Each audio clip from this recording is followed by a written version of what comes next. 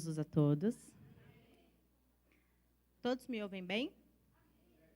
Glória a Deus. Vou iniciar agora a minha participação. O tema que ficou proposto para mim foi neurodivergência e escola. Amém? Eu não coloquei uma apresentação ali, mas vou me apresentar também.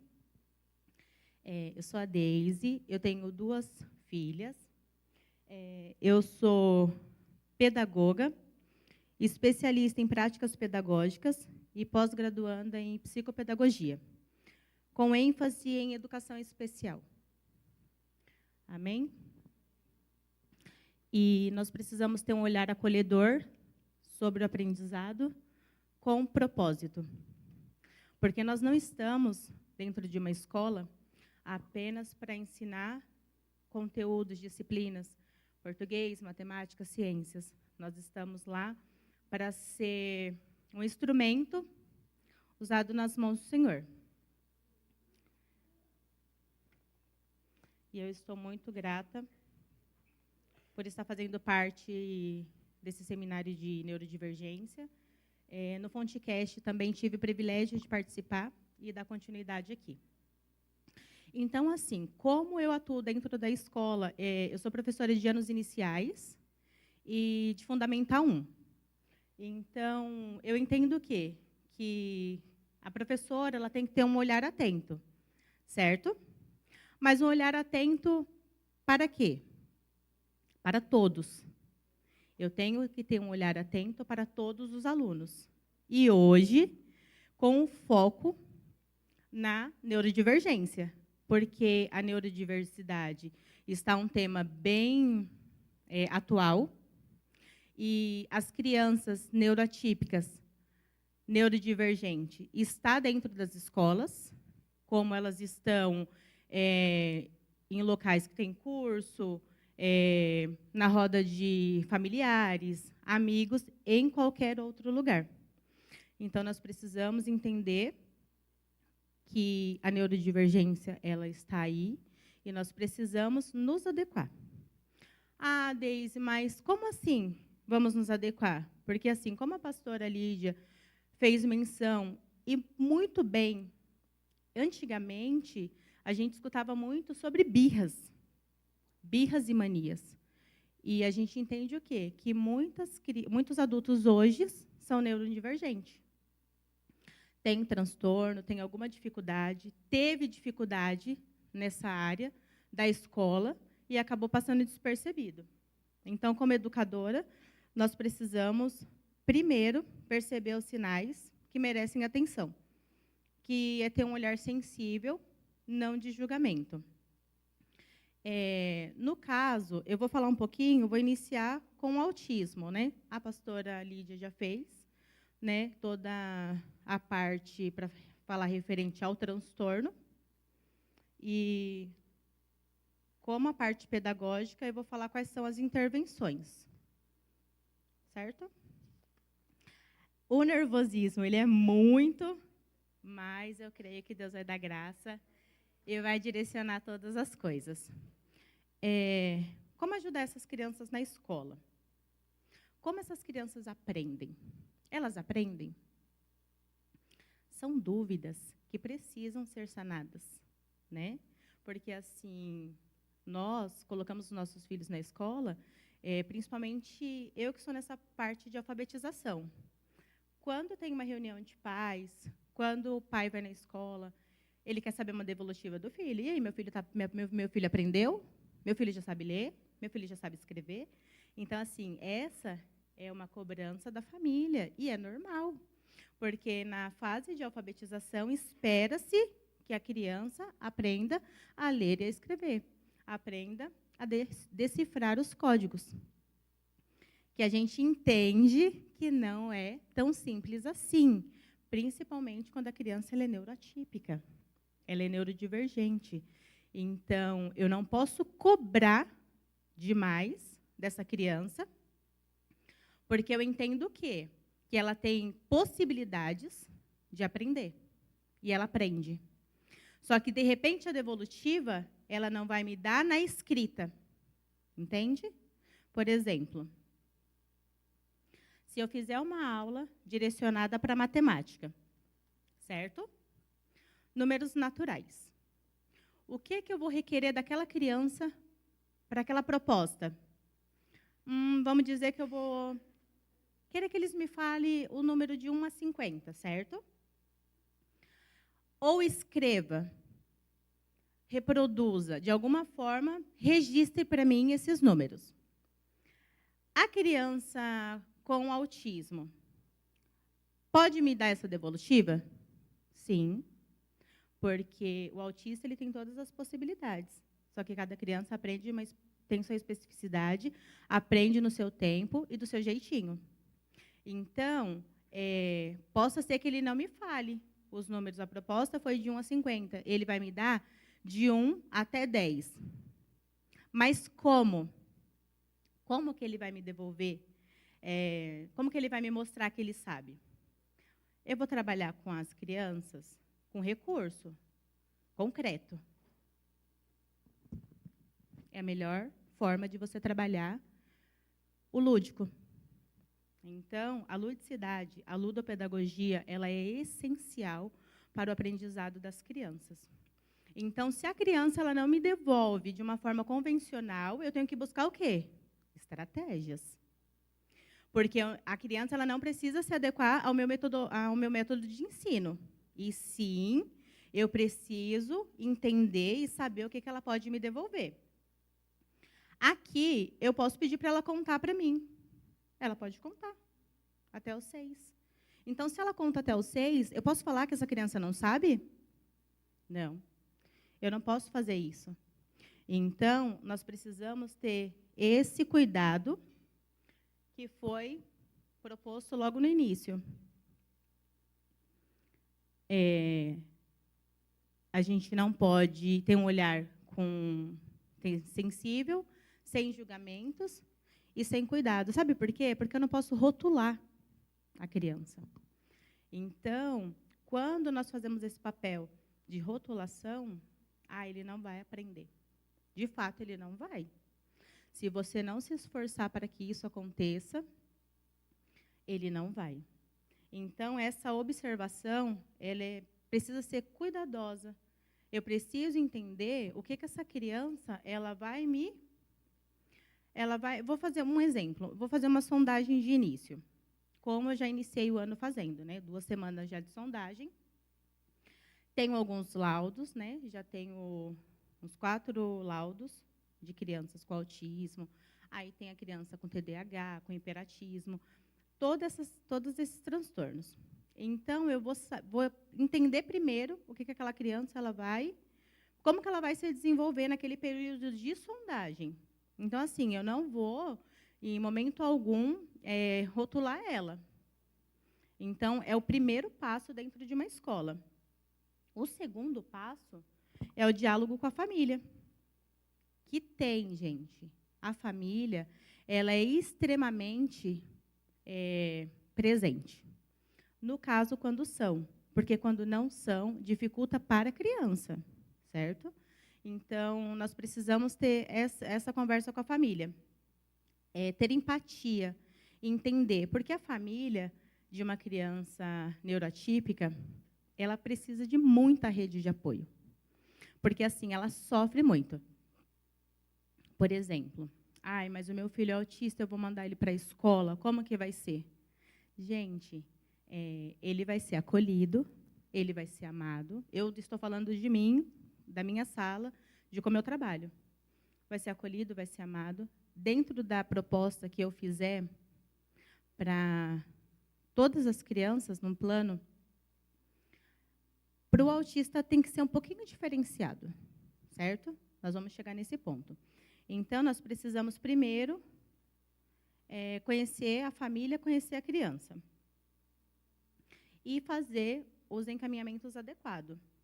Então, de início, já sei que a criança ela é neurotípica e vamos incluir ela da melhor forma. Então, aqui para o autismo, tem o primeiro ponto. Não é responsabilidade só do professor, certo? Alfabetizar, que a criança avance, porque, assim, é um trabalho em conjunto.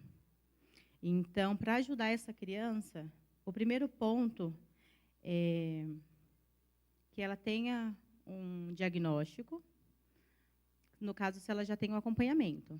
Então, se ela já tem um acompanhamento, ela já tem o diagnóstico, ela já vai ter algumas intervenções. Ela vai ter uma terapia, e a terapia, ela ajuda muito. Terapia comportamental é fundamental. Porque, assim, nós vamos dar continuidade. Se a criança já tem esse acompanhamento, então nós vamos ter acesso com a psicopedagoga dele, nós vamos ter acesso com a atendente terapêutica ou a ocupacional. Então, a escola ela é totalmente aberta para essa intervenção. Família, a equipe multidisciplinar. Então, nós precisamos primeiro ter esse ponto, para incluir essa criança. E aí nós vamos precisar fazer um PEI, que é um programa de ensino individualizado. Então, é aí que entram as estratégias. É aí que vai entrar o olhar, o cuidado amoroso. Por quê? Porque se eu sei que a criança ela não vai me dar uma devolutiva da proposta, o que eu preciso? Adequar. Como eu mostrei para vocês. Vou fazer uma proposta, eu quero os números. Mas se ela me mostrar os números, ela já não está me dando uma devolutiva? Porque cada um vai avançar de uma forma diferente. E é normal, quando a gente se trata de criança neurotípica. Então, nós precisamos desse ponto. Por exemplo, quando se trata do autismo, a pastora falou muito bem sobre as estereotipias. É um tabu, na verdade, porque a gente tenta entender as estereotipias das crianças e a gente acaba não entendendo de uma forma assim significativa. Porque, assim, se eu olho uma criança, não importa no ambiente que eu esteja. Porque hoje, assim, é muito normal. Você vai ver crianças autistas no mercado, na escola, na rua, em todo local, gente. Então, a partir do momento que eu vejo uma criança fazendo exatamente assim. Ó, pontinha dos pés. Na ponta dos pés. Eu entendo ali que ela está demonstrando uma estereotipia, certo? Mas eu preciso entender quando aquela estereotipia ela vai ser benéfica, vai trazer benefícios, ou quando ela não vai trazer benefícios, que ela possa até machucar a criança. Então, assim, quando a gente fala da estereotipia numa totalidade, a gente já vê assim, fala, a criança está tendo crise, certo? Ela está tendo uma crise, mas a gente precisa entender por quê. Porque o autismo, ele é muito assim, a criança que ela tem autismo, ela gosta de regras, de rotina. Então, se a criança sai da rotina, gente, para ela é um sofrimento, é uma tortura. É isso que nós precisamos entender. Mas ele está fazendo birra. Não. O ano passado, na escola que eu trabalho, as mesas não eram brancas. E esse ano, as mesas é azul. Quando a minha criança com autista ela entrou na sala, desregulou. Automaticamente. Mas é um autista não verbal, não fala. Então, por ele não falar, como que eu vou identificar que aquela criança está desregulada porque a mesa é azul? Certo? Mas eu sei que teve mudança. E assim, olha só que interessante. Quando as crianças entraram na totalidade, Daisy mudou as mesas. Nossa, que legal, a sala está diferente. Entende? A sala está diferente e as crianças perceberam. Então, quem tem autismo também percebe e sofre, certo? Então, é isso que nós precisamos ter, esse olhar, esse acolhimento, essa empatia, de amor mesmo, sabe? Porque, senão, a gente vai ter julgamentos, a gente vai rotular, sendo que a gente não está lá para isso. A gente precisa entender que a gente está ali para fazer uma intervenção pedagógica para que as crianças avancem. Então, o outro ponto é saber como abordar. Então, foi o que eu acabei de falar para vocês. Vamos mudar aqui. Gente, eu nunca fiz isso, tá? Assim. Então, dá um pouquinho de nervoso. Mas vamos lá, que já deu certo. Cada criança, um propósito divino. Por que, Efésios 2:10. Porque somos feitura dele, criados em Cristo Jesus para boas obras, as quais Deus de antemão preparou para que andássemos nelas. Então, cada criança tem um propósito divino. Então, a neurodiversidade e inclusão precisa ser feita com muito amor, em qualquer ambiente que nós estejamos. Porque nós precisamos entender que cada criança ela tem um propósito único aos olhos de Deus, certo? Deus ele faz algo ruim? A criação de Deus ele é ruim? Então, se a gente tem esse olhar, mas por que é diferente?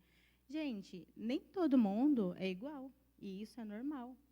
Por isso que a gente tem que entender a diversidade na totalidade.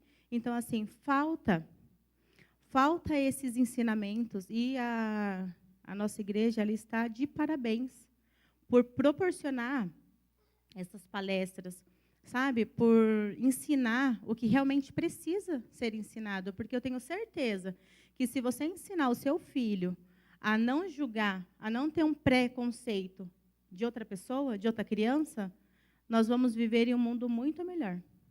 Então, nós precisamos entender essa parte, que, como educadora, como pedagoga, a nossa missão é enxergar e cultivar o potencial que Deus colocou no coração de cada pequenininho, de cada criança. Então, eu vou destacar aqui 3 pontos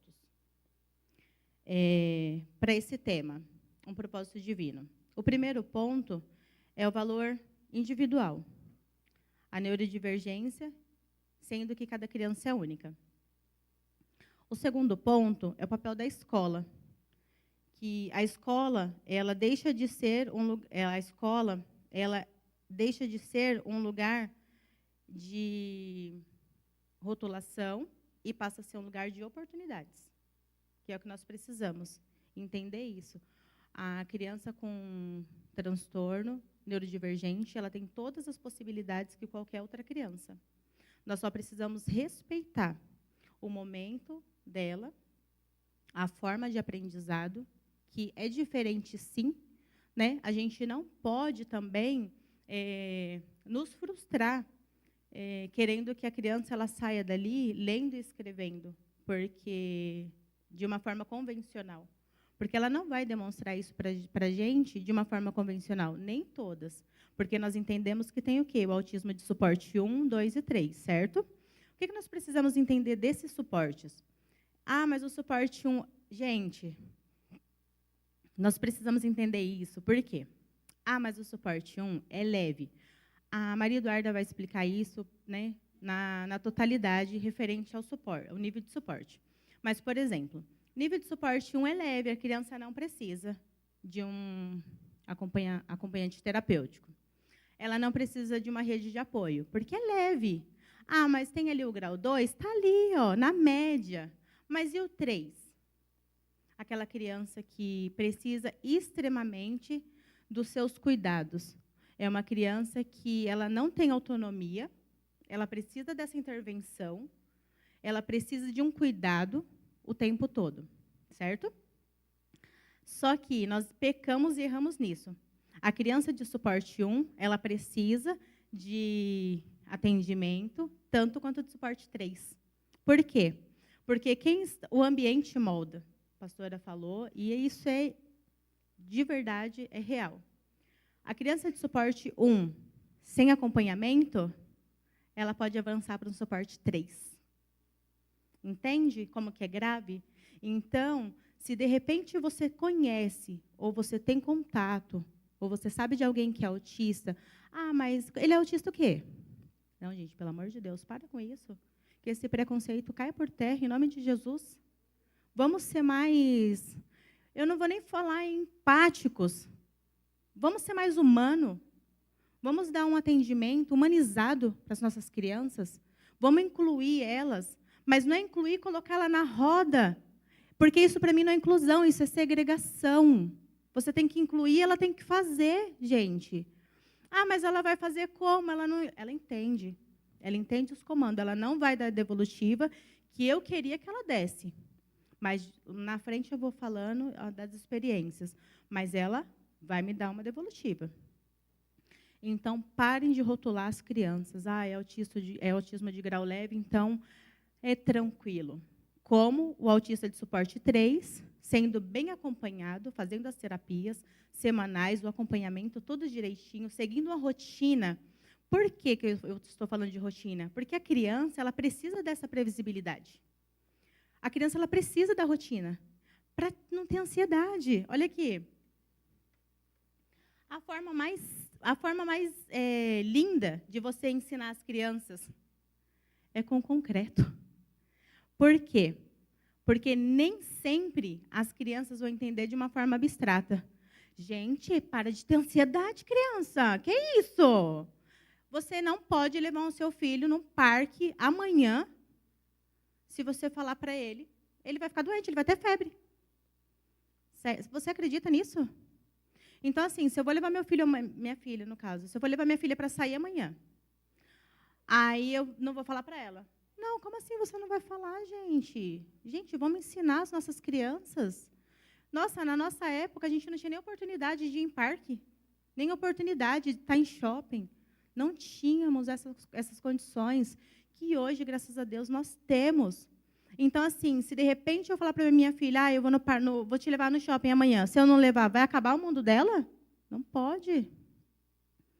A criança ela precisa lidar com as frustrações. E a criança com neurodivergência, ela tem que lidar com a frustração da mesma maneira. Eu não posso privar aquela criança dela não sofrer. Só que a criança neurotípica, ela sofre mais. É tudo intenso. É isso que nós precisamos entender. Então, olha só, se eu vou trabalhar as emoções, não é mais fácil eu mostrar o que é uma ansiedade para ela? Para ela conjecturar o que eu estou tentando passar para ela? Aí, se eu vou fazer uma brincadeira, se eu vou fazer um jogo com uma intencionalidade, se eu vou fazer uma intervenção, não é mais fácil? Elas não vão entender de uma forma elas não vão aceitar de uma forma mais tranquila? Então, é isso que nós precisamos entender com as nossas crianças. O terceiro ponto é... Só um minuto, gente, que eu acho que eu escrevi aqui em grego. Só pode, Jeová. O título conecta a espiritualidade e prática pedagógica. Esse título vai mostrar que inclui um ato de amor, respeitar diferenças é um ato cristão, e ensinar e ajudar a criança ajuda ela a florescer. Porque ser neurodivergente não é ser menos, é ser diferente. E cada diferença traz potencialidades e possibilidades. E todas essas crianças têm possibilidade que qualquer um de nós temos. Amém? Vou caminhar porque a gente acha que demora aqui, mas está passando rápido ali, gente. Eu já estou ficando preocupada. Meu Deus, eu não falei nem introdução ainda. Estou brincando. Quando vocês pensarem que eu estou iniciando, eu já finalizei, tá? Só para vocês ficarem tranquilos aí. Como a neurodivergência impacta na aprendizagem? Eu estou falando dessa maneira porque eu já estou, graças a Deus, em sala de aula. Então, eu tenho contato com essas crianças o tempo todo. E por que eu quis fazer a pedagogia? É até um testemunho bem rapidinho, né? Não sei, gente, sabe? Não sabia até o pastor Renato, eu não era do ministério ainda, e ele me mandou uma mensagem, eu vou falar aqui no testemunho. Eu não sei por que eu iniciei, mas, de verdade, se eu tivesse feito, já estou quase 10 anos na área da educação, se eu tivesse iniciado, eu seria uma pessoa melhor. Porque quando eu iniciei a faculdade, só para vocês verem como que são as investidas de Satanás, não tem nada a ver com a neurodivergência, certo? Mas a gente precisa falar. Só para a gente ver como que as batalhas espirituais na nossa vida, desde sempre. Eu nunca gostei de criança. Dá para acreditar? Vou até beber água depois dessa. Gente, bebe também.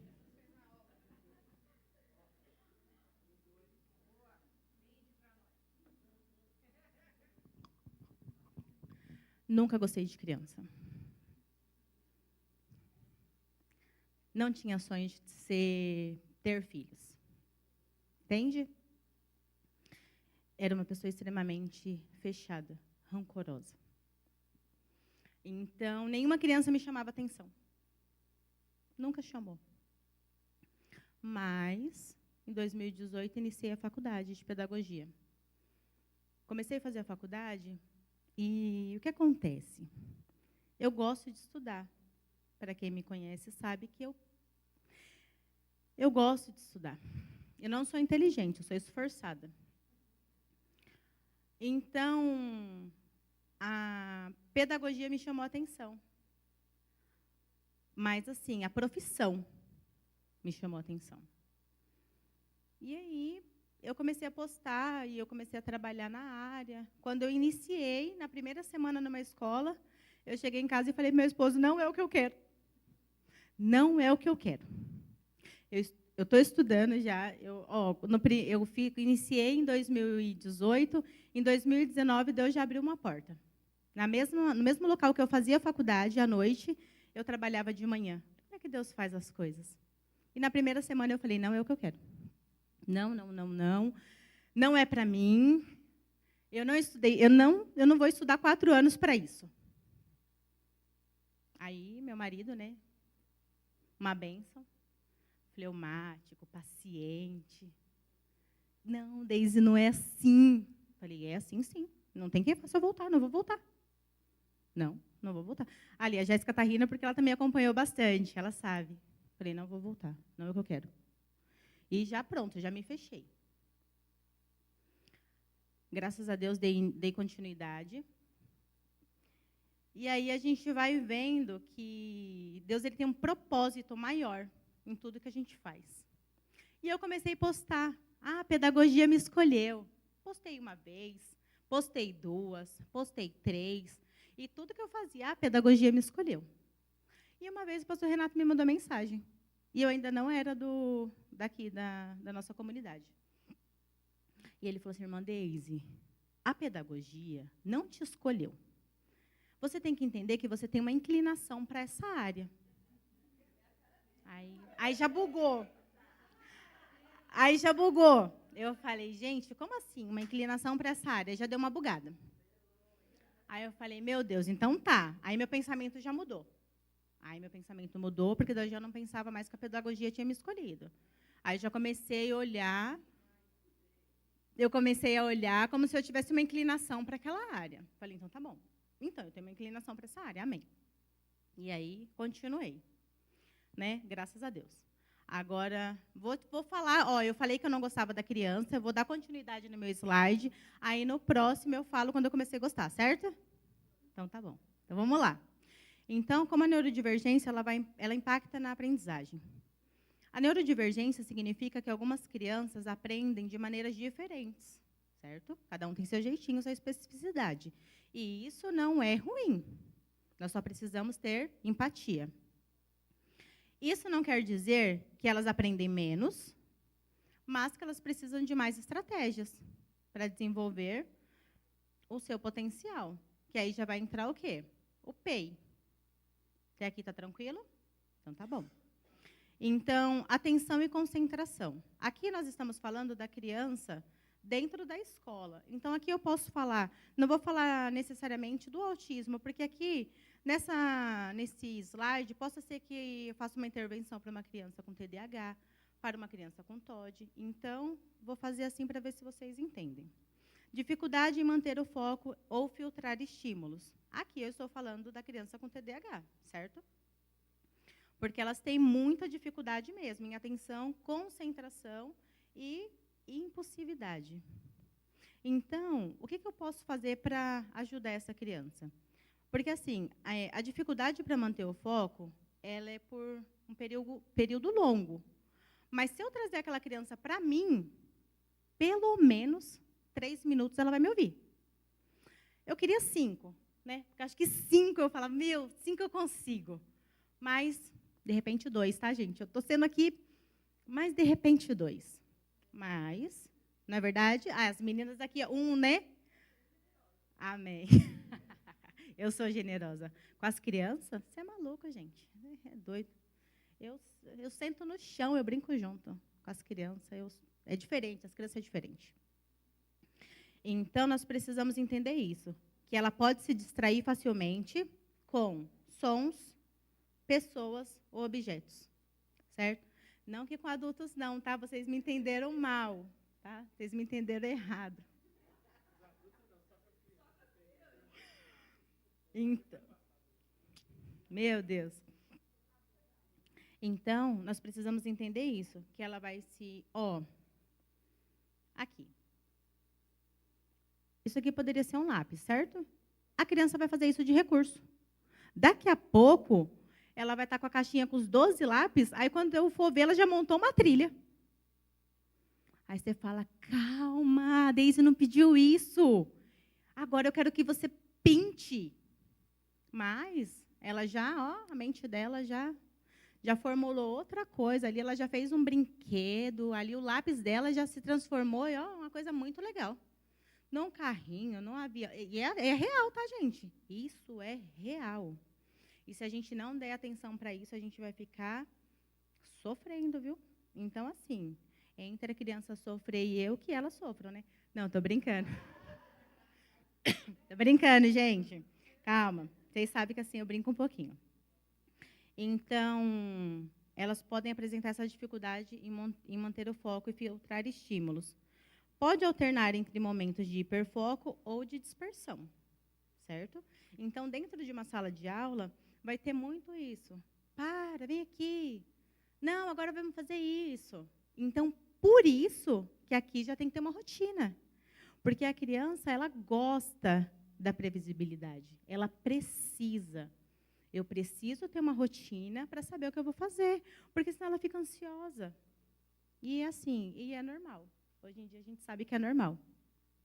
Então, assim, eu já tenho a rotina ali bonitinho. Então, a gente chegou, vocês chegaram, certo? Então, nós vamos fazer oração, nós vamos ter aula hoje de português, de matemática. Vou dar uma brincadeira, vou dar uma brincadeira. Olha só, olha a estratégia. Eu vou dar uma brincadeira sobre as emoções, tá bom, crianças? Aí, a Deise vai querer que vocês escrevam umas frases. Pode ser? Quem é essa daqui?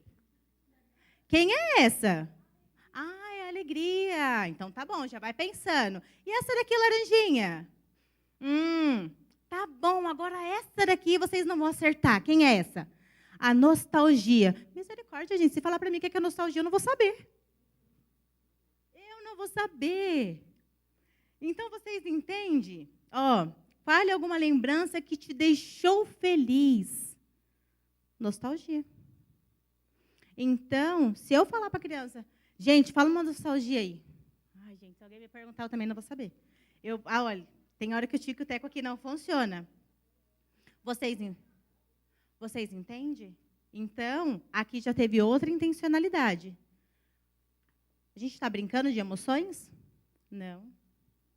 A partir daqui, eu vou ensinar as crianças a se autorregularem, a lidar com frustrações. Porque, assim, você se dá com por exemplo, você lidar com a alegria, top. E aí, você ganhou o quê? Um videogame, certo? E aí? Mas e no dia que você está triste? E no dia que você está entediado? Porque é o que eu mais escuto na escola. Ai, Deise, hoje eu estou entediado. Fala, menino, não. Oi? Estou entediado. Ai, não teve nada para a gente fazer. Aí, olha só, as crianças hoje em dia é assim. Terminei a lição, e agora? Deise, terminei, e agora? Terminei, e agora? Gente, eu tenho uma caixa de eu terminei, e agora? Terminou, e agora? Pega um livro, vai ler. Terminou, e agora? Vamos formular umas frases. Terminou, e agora? Você entendeu? Tudo com intencionalidade. E brincando. Tem coisa melhor do que a gente aprender brincando? Não tem, gente. Então, é um ponto crucial para você conseguir trazer as crianças neurotípicas para você, certo? Regras sociais, interpretação e sinais sociais de interações. Linguagem de comunicação, desafios na expressão verbal ou na compreensão. Aqui vai entrar as estereotipias, no caso da criança com autismo, certo? Eu vou ler aqui rapidinho. Olha só que interessante. Quando a estereotipia é um benefício, reduz a ansiedade e o estresse da criança. Dá para acreditar? Nem sempre ela está fazendo uma estereotipia porque ela quer fazer birra. Porque isso não é do autista, tá? Isso não é do autista. Isso é do TOD. É da criança TOD. Te testar o tempo todo. Te desafiar o tempo todo. O autista, não. O autista, não. Então, vai reduzir a intencionalidade. Aí, numa criança não verbal, gente, a criança ela não fala, mas ela emite sons. Sabe? Eu vou tentar lembrar de algum som aqui.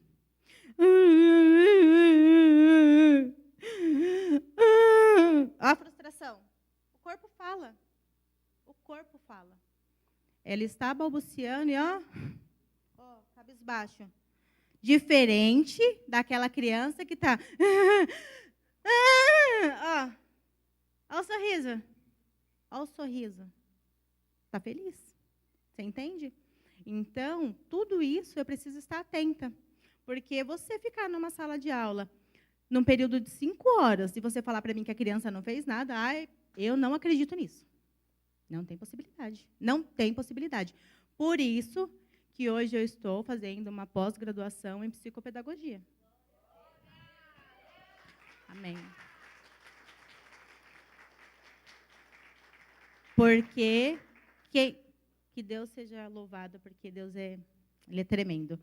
Porque se eu não fizer isso, a criança, eu não preciso mudar a criança, porque ela já é diferente na questão do transtorno. Eu preciso mudar as minhas estratégias. Então, a estereotipia, ela reduz a ansiedade e o estresse, ajuda na organização emocional, favorece a concentração. Muitas crianças se regulam para aprender. Porque são muitos estímulos. Eu fico o tempo todo, vem, faz. Porque eu sou assim, tá, gente? Quem já viu, daqui não vai dar para ver. Mas quem já viu ministrando uma aula é assim. Eu estou lá junto, eu estou vibrando de vamos, vai, escreve aí seu nome. Escreve o meu, então. Se não está conseguindo o seu, escreve o meu. Escreve do amigo. Você entende? E a criança, nesse exato momento, ela já vai ter uma estereotipia. Porque ali ela está demonstrando o que ela está sentindo. Ali ela já está feliz, ou ali ela já nem sabe mais o que ela está sentindo, porque aqui já desregulou. Lembra dos neurônios? Que tem muitos. Lembra do varal? Então, muitos. Pensa, aqueles neurônios ao mesmo tempo. Então, a gente precisa ter essa empatia. Traz sensação de segurança. Funciona como a linguagem do corpo. Lembra que eu falei? O corpo fala. Não tem como eu ficar com uma criança 5 horas, essa criança não ter feito nada. Alguma coisa ela não fez, e se eu não estiver prestando atenção, eu não vou. Vai passar batido. Vai passar despercebido. Funciona como a linguagem do corpo quando ainda não tem uma comunicação verbal eficiente. Exemplo. Balançar o corpo para se acalmar. Mexer as mãos discretamente ou não discretamente. Agora eu não vou lembrar a palavra correta. Repetir as palavras baixinhos ou bem alto, porque ela não está fazendo nada para me pirraçar. Ela está tentando se regular. Então, aqui são os benefícios, certo? Mas quando essa estereotipia se torna prejudicial para a criança? Quando a criança se machuca, quando ela bate a cabeça, quando ela morde, ela se arranha, mas ela morde. Se você não fizer intervenção, ela vai arrancar um pedaço. E ela não está fazendo isso porque ela é uma criança ruim. Ela está fazendo isso porque ela precisa se regular. E ela, de repente, nem vai sentir tanta dor igual eu e você. Porque o autista, ele tem resistência à dor, rigidez, né? Duda, essa parte você vai falar. Certo. Amém. Surge como sinal de sobrecarga sensorial ou emocional. Aqui o foco não é tirar a estereotipia, mas identificar o gatilho. Então, quando a criança ela está tendo a estereotipia, eu preciso entender o que está acontecendo. O que eu fiz ali naquela rotina, o que aconteceu de diferente, para ela estar mostrando para mim o corpo está falando dessa maneira. Oferecer estratégias seguras. E, para finalizar também essa parte da estereotipia, ter um olhar correto. Não perguntar, como faço para parar? Gente, como é que você para de fazer isso? Para, gente, pelo amor de Deus, não façam mais isso. Se a criança estiver tendo uma estereotipia, não fala para ela parar, porque eu fico brava também. E se eu estiver perto, eu vou ficar brava também. Olha só. Quem é essa emoção? A raiva. Aqui, está tudo tranquilo? Tá? A criança, ela desregulou. Ela agitou. Se eu pedir para ela parar, se eu pedir para ela se acalmar, ela vai ficar mais brava. Ela vai ficar mais nervosa, e isso não é o que eu quero. Eu quero que ela... O que eu vou falar para ela? Espera aí. Respira, Daisy. Vamos, respira. Porque eu também já estou brava, entendeu? Eu também já estou nervosa. Eu também, de repente, eu já não sei o que fazer. A gente não precisa saber tudo. Pode falar, pastor.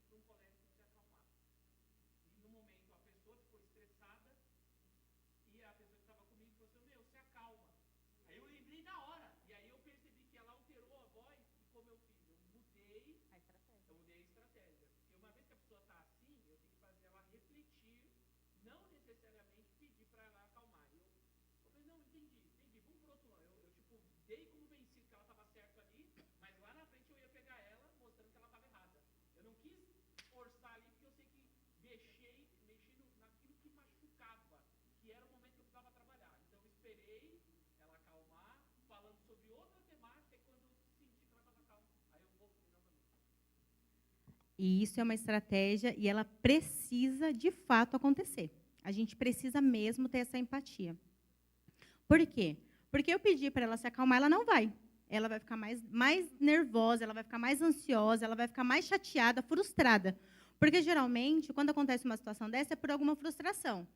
Eu quero sair da sala agora. Você pode sair da sala toda hora que você quer? Não, porque a gente não tem uma rotina. Não tem uma previsibilidade antes. O que a gente vai fazer agora? Eu falei para você que a gente vai para o parque? Então, assim, hoje não tem parque. Nossa, Daisy, olha, lidar com adolescentes, não são adolescentes ainda, mas para eles são.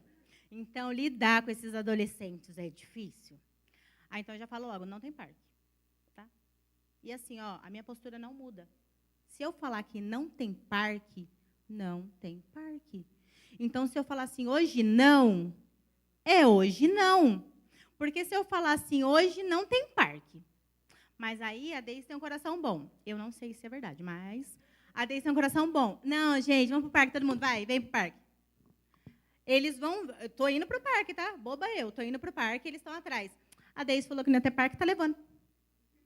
Nossa, dá vontade de voltar na hora. Entende? Então, assim, se é não, é não. E explique por que do não. Hoje não tem, porque não aconteceu os combinados. Hoje não tem, porque vocês não fizeram. Não tem. Mas e amanhã? Amanhã é outro dia. Então, amanhã a gente vai pensar se vai ter. Eu nunca dou para eles uma resposta assim, vou amanhã. Por quê? Amanhã pode acontecer um monte de coisa. Pode não dar para fazer. E é normal. E pelo fato de não dar para fazer, você sofre, a criança sofre, porque já está frustrada. Então, entende? Então, nessa parte, não falem o que vocês não vão conseguir fazer. Se é não, se é sim, beleza, e vamos continuar nesse segmento, certo?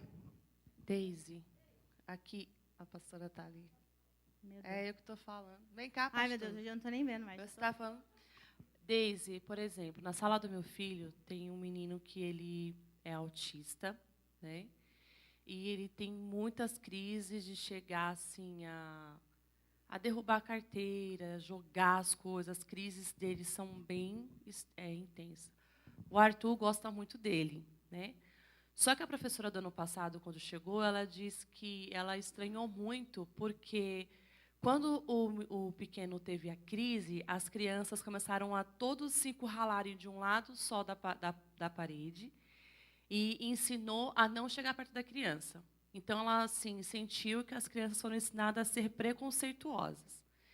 E ela entrou, ela começou a trabalhar de uma forma diferente, aonde parece que ela ensinou as crianças a acolherem ele quando ele tivesse uma crise. E ele se sentiu amado quando houve essa mudança.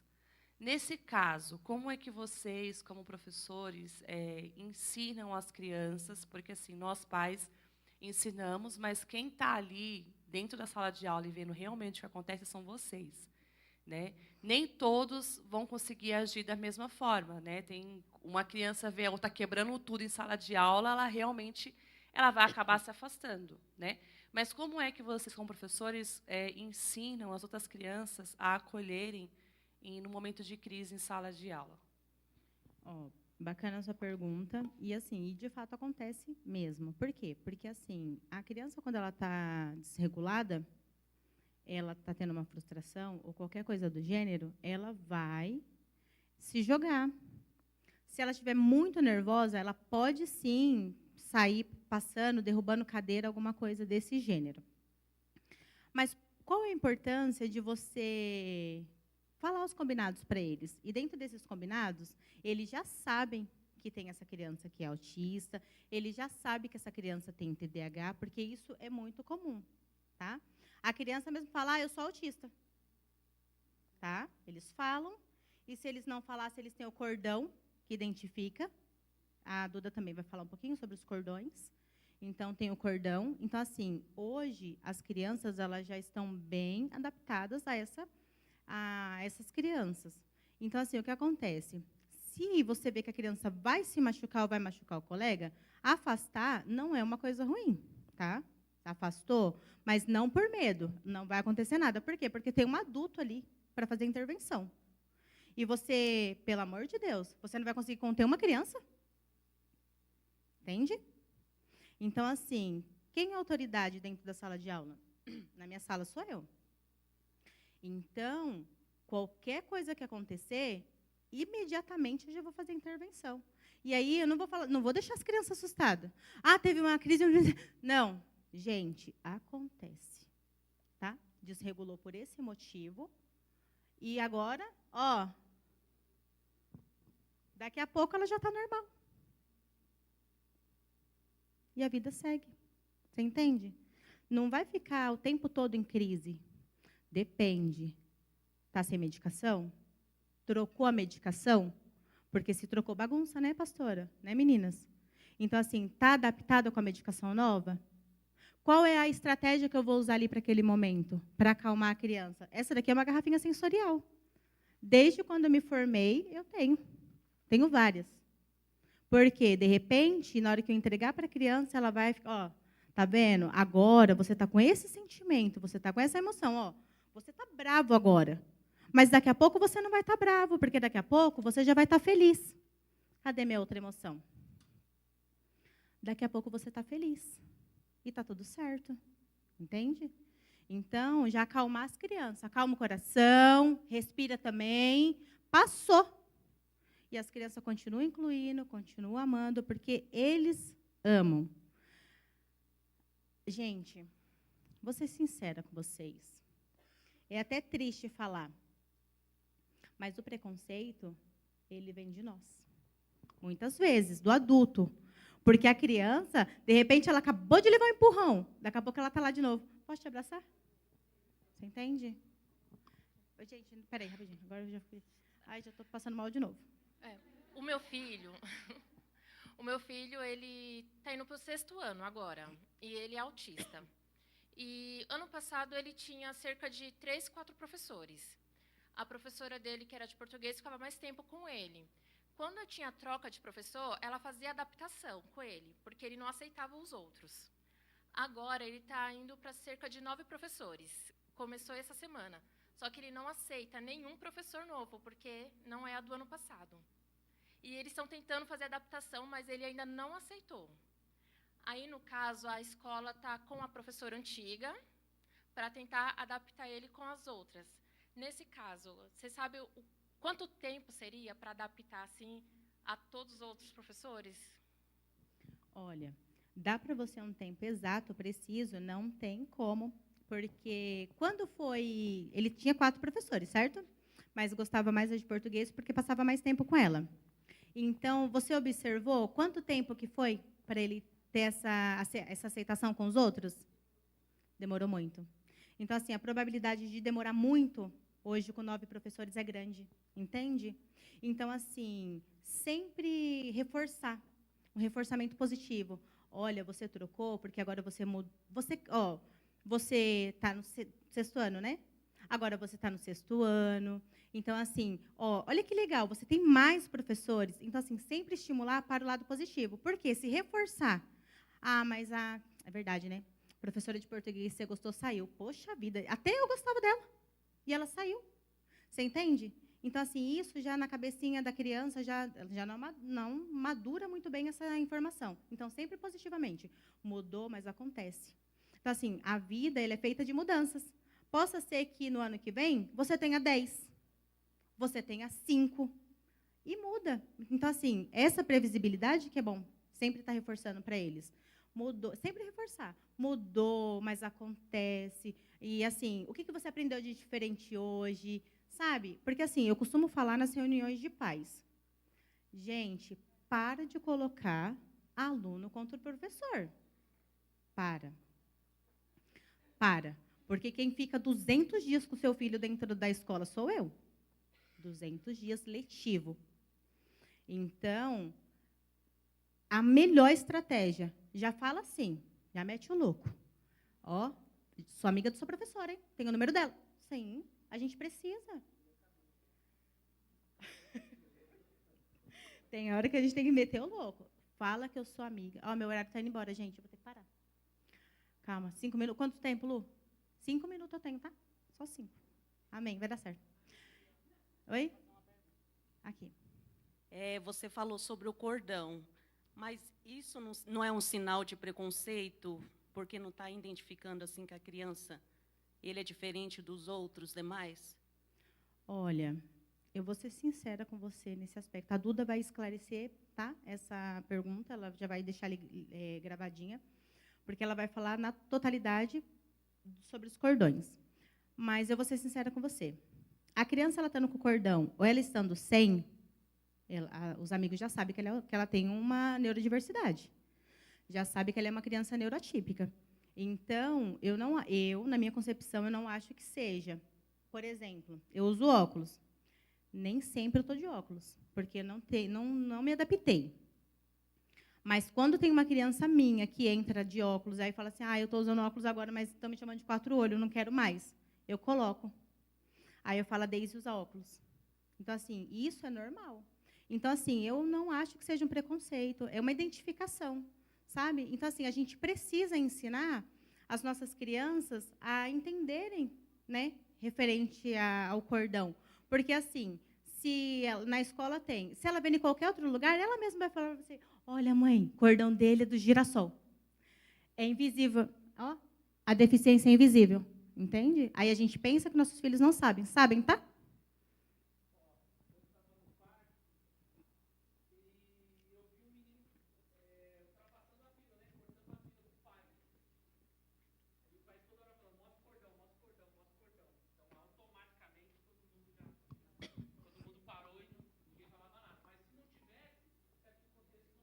Sim. Então, na sala de aula, no dia a dia, a criança com o cordão ou sem o cordão, eles já sabem. Então, eu não creio que seja uma... Sim.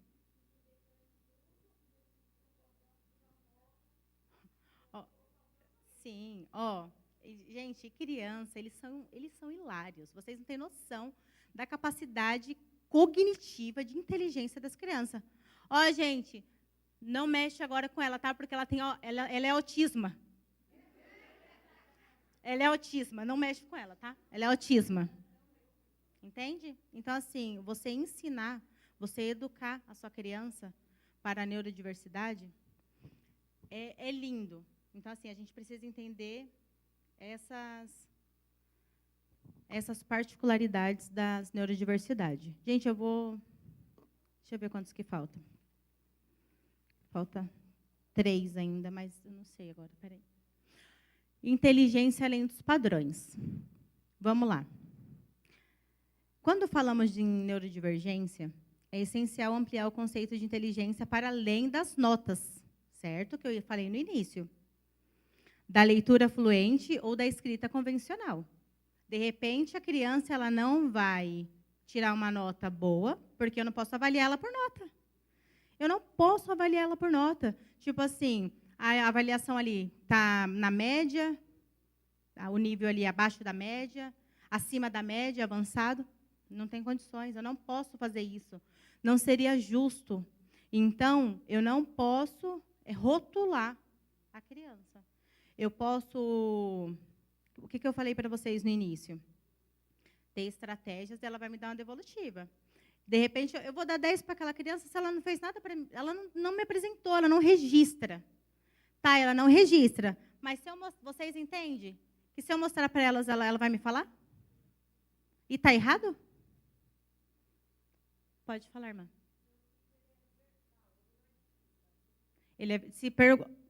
A avaliação dele vai ser o quê? Oral. Eu vou avaliar ele como? O mesmo conteúdo. E qual foi o conteúdo necessário ali? De repente, ele não vai acompanhar o mesmo conteúdo que todos. Mas o essencial que eu preciso que ele saiba, ele fez? Então, eu vou avaliar ele oralmente. Né? Então, aqui, essa dificuldade é incapacidade. Dificuldade de aprendizagem não é falta de inteligência, é uma forma diferente de processar o mundo. Criança neurodivergente processa o mundo de uma forma diferente. Já estou finalizando. Lu, 5 minutinhos para finalizar. Eu tenho um ainda, né? Só um? Agora estou ficando nervosa. De novo. A professora como suporte essencial. Na sala de aula, criar um ambiente previsível e acolhedor. Usar recursos visuais e concretos é o que eu tenho. Sempre trabalhei assim. Sempre vou trabalhar assim. Porque tem que fazer sentido para a criança. Sabe por quê? Porque tive muita dificuldade na escola. Pensa na pessoa que não aprendia. Gente, eu não aprendia matemática. Não aprendia. A minha nota era o C. Eu só ficava no C. Ali na média, ó, na média ali, eu não entendia nada. Eu sofria para fazer a tabuada. Minha mãe me deixava lá. Deise, você vai aprender a tabuada. Nossa, como eu chorava. E chorava, e apanhava, e chorando, e as lágrimas caindo já lá na tabuada. Eu tinha um ódio de tabuada, vocês não têm noção.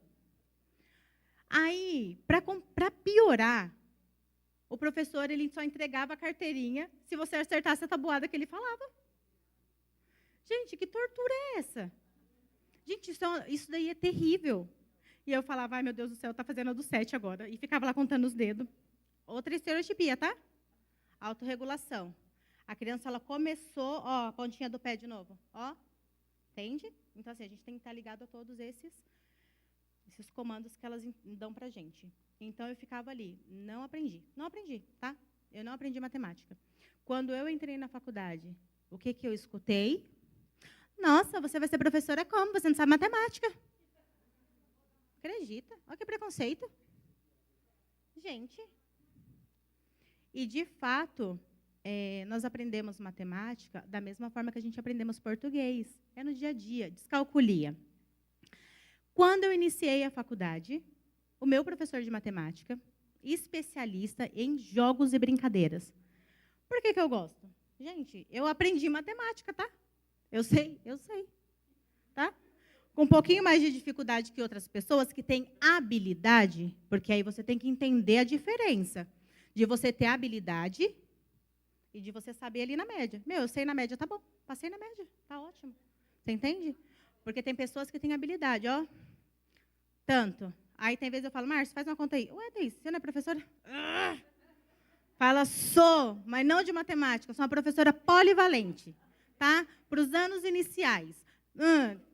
Mas você vê? Então, é assim que funciona, gente. E o que o professor falou para mim na faculdade? Deise, você tem descalculia.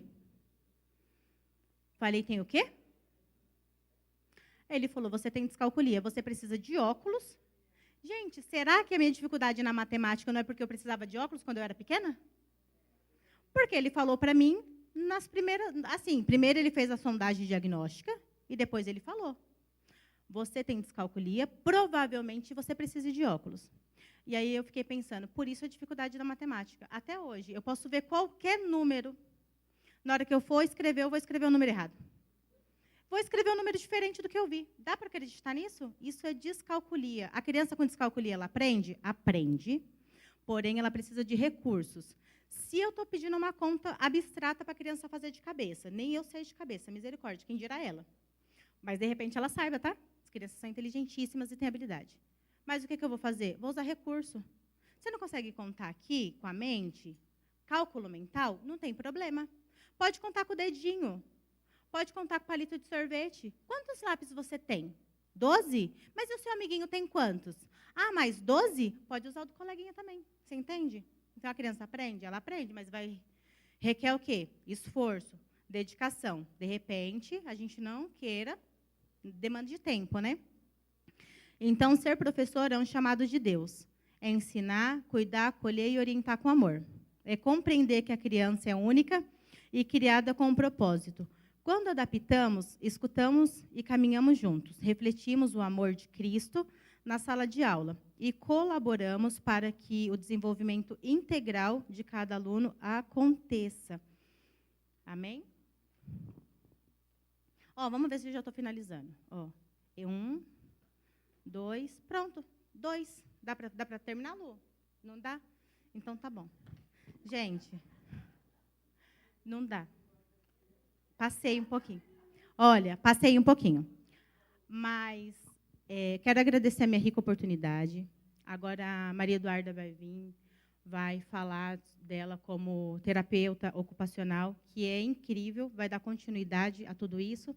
E só para finalizar, no momento... Isso, eu vou finalizar agora com isso. Só para finalizar, no momento mais difícil da minha vida. Eu sou casada, vai fazer 23 anos. E quando meu esposo foi diagnosticado com câncer, eu estava dentro de uma sala de aula, cuidando de um berçário, bebês, pequenos, que necessitavam de uma forma, assim, integral do meu cuidado. Primeira coisa que eu quis, sair do trabalho. Meu marido pediu para eu não sair. Falei, tá bom. Falei, agora, o que eu preciso aprender com isso? A Jéssica está ali, ela vai lembrar, ela vai saber como ninguém me acompanhou de perto, em tudo. Louvado seja Deus pela sua vida, minha amiga. Eu falei, e agora? Eu não vou conseguir, as crianças dependem de mim. Ficou difícil. Deus começou a usar as crianças para falar comigo. Para falar comigo. Não foi aí que eu entendi que eu comecei a gostar das crianças. Deus começou a usar uma pequenininha que não falava. Entende? Ela não queria ficar com ninguém, ela só acalmava no meu colo. Ela chorava no colo de todo mundo na escola, no meu ela parava. Aí, só para finalizar, um dia uma aluna minha veio, oi, Deise. Falei, oi, não vou falar o nome dela por ética. Oi, como você está? Falei, estou bem, e você? Estou bem. E sentou. Daqui a pouco ela veio de novo. Oi, Deise. Falei, oi. Como você está? Falei, eu estou bem. E você? Sentou. Pela terceira vez. Ela veio de novo. Oi, Deise. Aí já... Falei, entendi. Oi, Deise. Falei, oi. Como você está? Eu falei assim, eu estou bem. E você? Ela, eu estou bem. Falei, agora você pode sentar, que eu já entendi. Ela sentou, não levantou mais. Então, assim, Deus ele tem as multiformas de trabalhar. Então, eu quero ser diferente. Eu quero fazer a diferença na vida dessas crianças, porque, ó, a professora aqui já está tudo chorando. Porque, assim, se eu não entender o que Deus quer da minha vida, se eu não entender o meu propósito, eu vou ficar andando no deserto. Eu vou ficar peregrinando, mas quanto tempo? Então, assim, nós precisamos ter esse olhar atento, esse olhar amoroso. Isso é empatia. É você ter empatia, se colocar no lugar do outro e fazer a diferença na vida do outro. Porque, assim, incluir é isso. É eu trazer para perto, mas ele vai fazer as mesmas coisas que todo mundo faz. Isso é inclusão. Fora disso, é segregação.